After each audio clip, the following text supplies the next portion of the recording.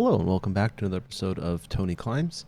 This episode, I'm in Truckee, California, checking out a climbing gym up there called High Altitude Fitness. This is kind of going to be a review of my experience with the gym and everything, along with some commentary on the climbing that's going on here.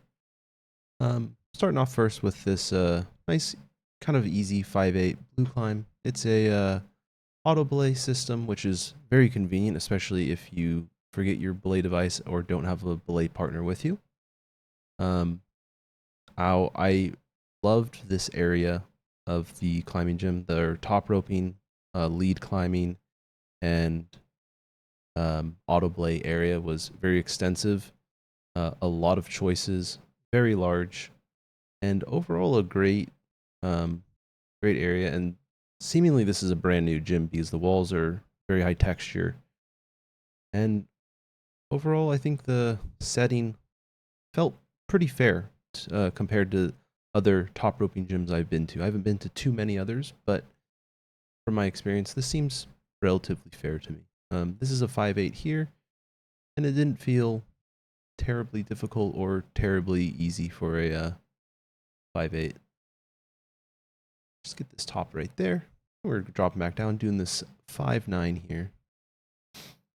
Now, I did climb here 2 days, but unfortunately, I had forgotten my GoPro on the second day, so I was not able to record really much footage from that second day. But I was able to experience more of the climbs and kind of explore a little bit more of the gym to get an overall feeling for it. Now, on top of these massive top roping and lead climbing walls here, they also have two very extensive and well filled out fitness areas of the gym, which easily make it one of the best fitness gyms that you can find in a climbing gym, at least that I have seen. Quite a few of the climbing gyms I've been to have like one or two weight racks, maybe a couple machines, and a couple cardio machines as well. And that's kind of the extent of it. And this, they definitely do not hold back. They have plenty of machines. I couldn't even name them all because I'm not that big into weightlifting, but they had definitely a lot more than any other gym I've been to. And they have like your classic, I would say, rock climber things like a lat pull down bar. They have tons of pull up bars as well. And they also have a ton of like squat racks and free weights to go around. So really great spot. And on top of that, they have an entire room dedicated to cardio machines where you have rowing machines, ellipticals. They have those things where you can run really fast on them. They're kind of like treadmills, but they're not automated. They're just like human powered ones. So overall, really great for a fitness gym. And I was talking to one of the people that work at the gym, and they were saying that it is almost mainly a weightlifting or workout gym rather than a climbing gym. So if you are a climber in the area, then this is even better for you because most people are not going to be rock climbing, they're going to be working out. And so you have a beautiful gym all to yourself, basically. So it's a pretty exciting proposition, in my opinion. Just going back to the climbing here, we have this like 510 here. I was enjoying this climb.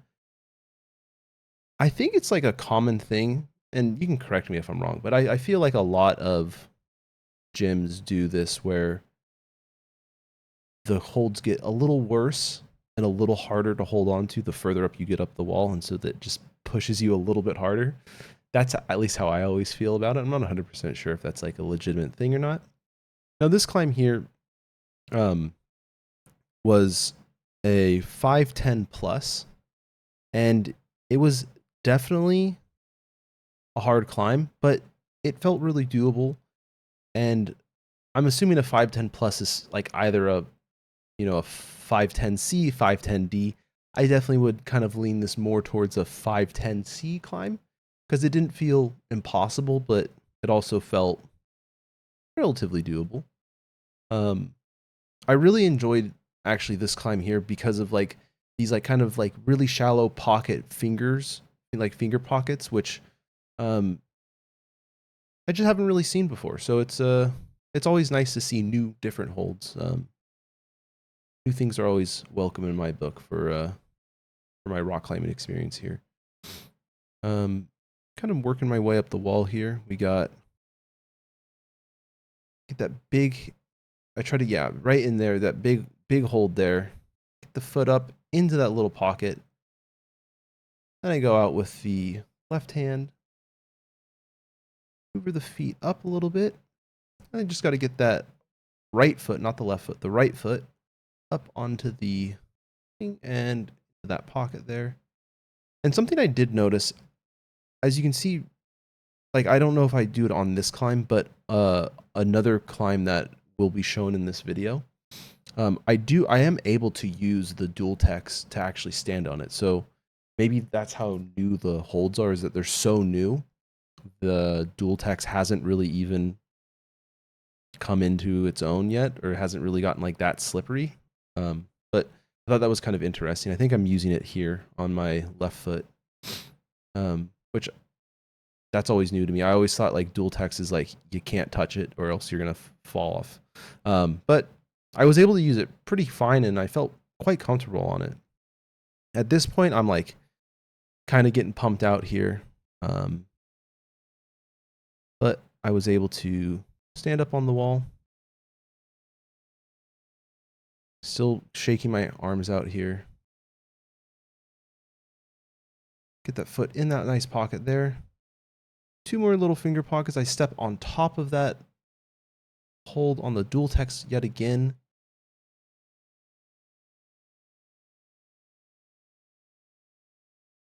Getting those fingers up there, really making maximum use of the holds here. Then at this point, I'm like my forearms are killing me, so I standing up, able to grab the top. Not a great hold, but I was able to grab it and then drop back down. Something kind of interesting about these down climbs, the auto belays, they are a little bit faster than the other auto belays I've used in the past, which is fine. I just think it's kind of interesting. The person who kind of did the orientation for us also mentioned that they're a little faster than most people are used to. So that's just something to keep in mind if you're a little afraid of that. Now, this next one is a 511 minus here. This first attempt, I didn't quite get it. I kind of fell on that that I guess third big dish with a divot in it. But this was a pretty great climb here. I'm able to get my foot in that starting hold there, and then I throw my foot up and I just reach out, able to grab onto it, keep that feet on and everything, move the feet around. Now this climb here was just an absolute battle for me. This 511 minus, I don't want to say this was a 511A personally, because I don't know if I'm really capable of climbing 511A. I think this is more of like a hard 510D, but it's, I would say, comfortably within a 511 minus window. I wouldn't feel comfortable saying like, yeah, I can totally climb 511, a 511A after attempting this climb here. But continuing on, I think on this climb I didn't really wait long enough from that last climb you saw me do, that 510 plus, because my arms were like, at this point they were already kind of like, okay, let's speed this up, Tony. We gotta get a little move on here. So I'm trying to move a little bit faster at this point, but as you can see, I'm still trying to shake my hands out, match that. I'm able to stand up. I'm like, I think I'm stretching my body a little too far here, but at this point I'm like, okay, let's what am I doing? I'm trying to rest on nothing's working. I'm really trying to rest my arms. Nothing's working. I'm like, okay, let's go up here. Grab onto this big one here. I'm able to match this, and then I go to swing my right foot up onto that hold. I miss it, and at that point, my arms are like, okay, time's up. End up going down there. This next one, 510 minus here.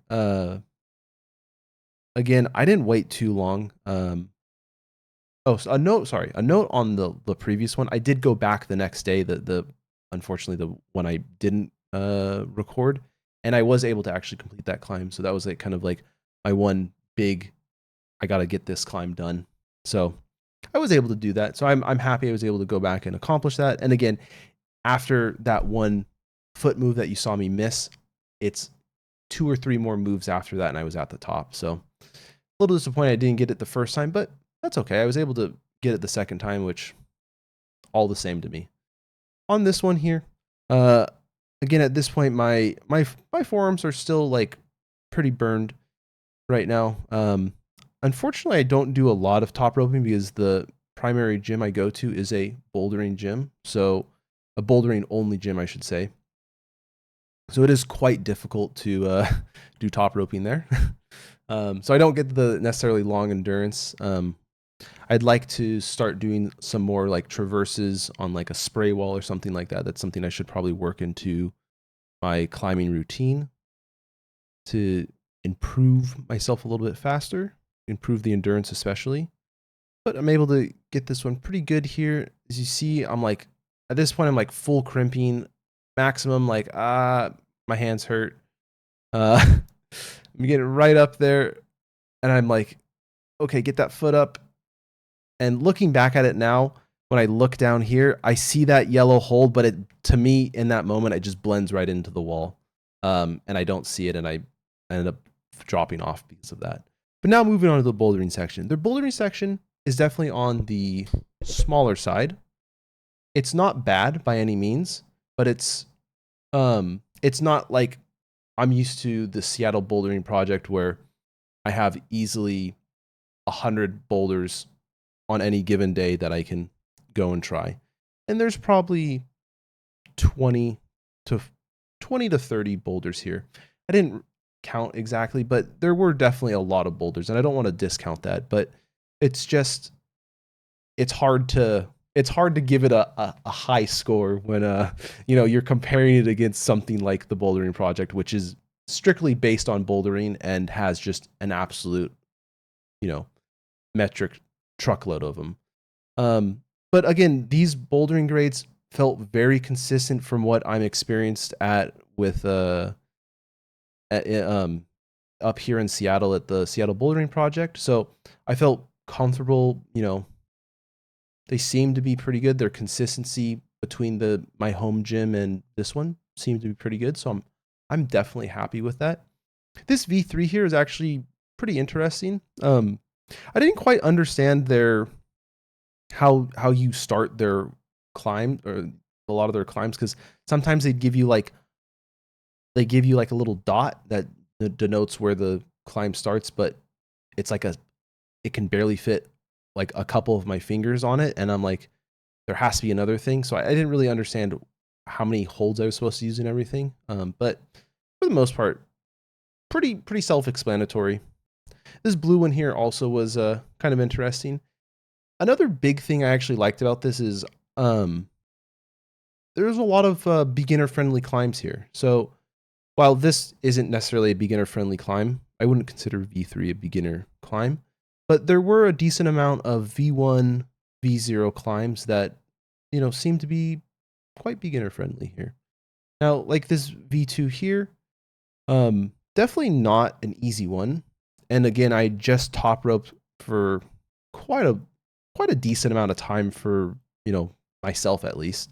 Maybe not for some of the more seasoned climbers, but it was definitely hard, and but it definitely felt doable. Like if I came here fresh, I could totally climb this. And also another massive note is that this is at almost 6,000 feet of elevation, where I live. I'm at uh 0 feet of elevation, or maybe a couple hundred at the most. So this is you know, my oxygen levels were, definitely could tell I was not like, oh, I feel like I'm at sea level right now. So, but overall, great gym.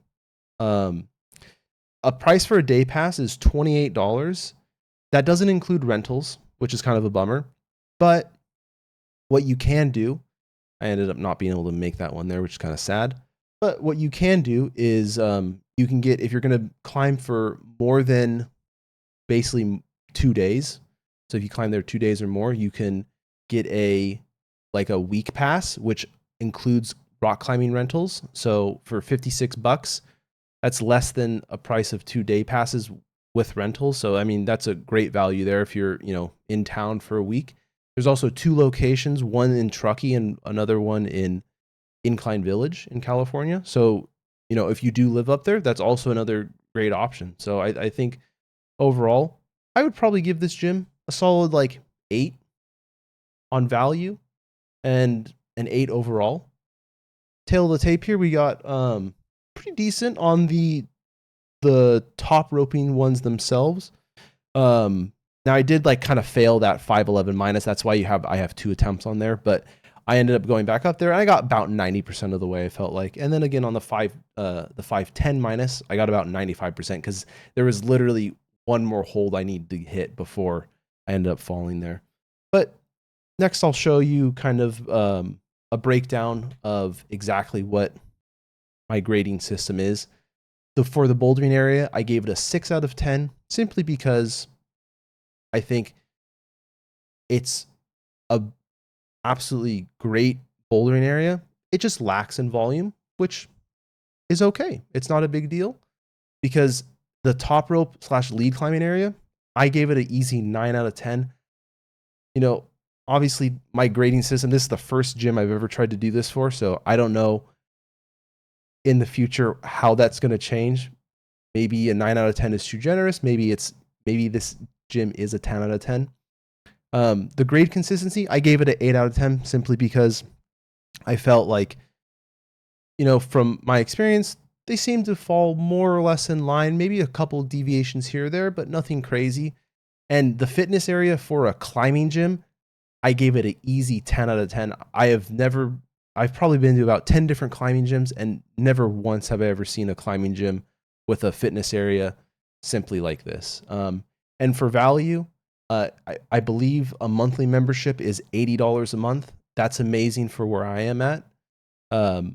And that comes with a sauna, again, the amazing workout area. You have yoga classes. So overall, I think just a great gym. So overall, I gave it an 8 out of 10. Yeah, I don't know. I think very solid gym, especially if you live in that area. That's the only climbing gym, so I would definitely highly recommend checking it out. Truckee and that Tahoe area of the Sierra Nevadas in the Lake Tahoe area is really well known for, I believe, a lot of outdoor climbing. So maybe that's why the indoor climbing scene hasn't really picked up and there's not more gyms. But regardless, during the wintertime, you definitely can't climb outdoors very well, at least bouldering. Maybe you can do the ice climbing, but I think this is a great gym if you want to go climbing. And again, since it's mainly people go there to work out, you're going to have a nice big gym all to yourself. Thanks for watching. Keep on climbing.